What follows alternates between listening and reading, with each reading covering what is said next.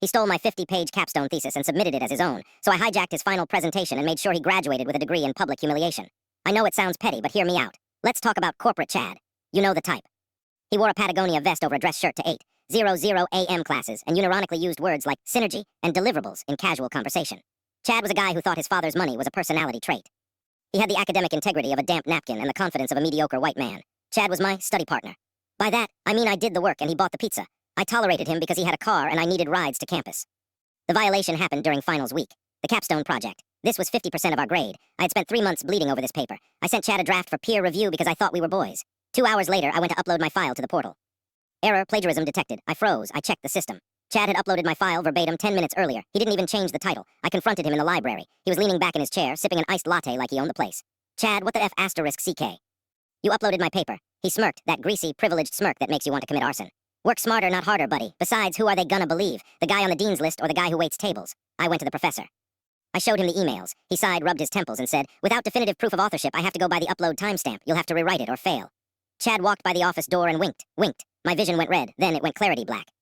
I spent the next 48 hours rewriting a garbage version of the paper just to pass. But while I typed, I plotted. The final component of the class was an oral presentation in front of the entire department board. Chad, being the lazy leech he is, had no idea how to use PowerPoint. He asked me, the guy he just robbed, to help him format the slides because he wanted them to look professional. The audacity was breathtaking. It was a gift from the gods. Sure, Chad, I said, voice deadpan. I'll make them look unforgettable.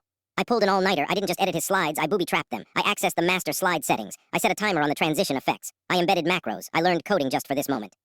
The day of the presentation, the auditorium was packed. The dean was there. Chad walked up to the podium looking fresh in a new suit, holding a laser pointer.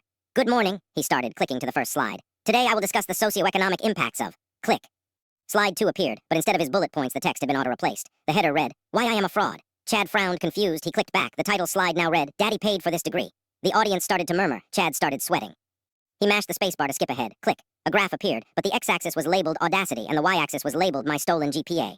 Then the audio started. I had embedded a sound file on the next transition. It wasn't subtle. It was a recording I'd taken on my phone weeks ago when he was drunk at a party.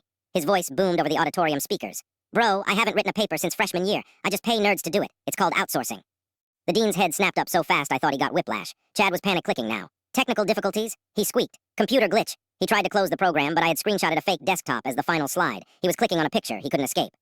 The final slide faded in. It was a screenshot of the email timestamp showing I sent him the paper with a giant red arrow pointing to the time. Text at the bottom. Any questions? I was sitting in the back row eating popcorn.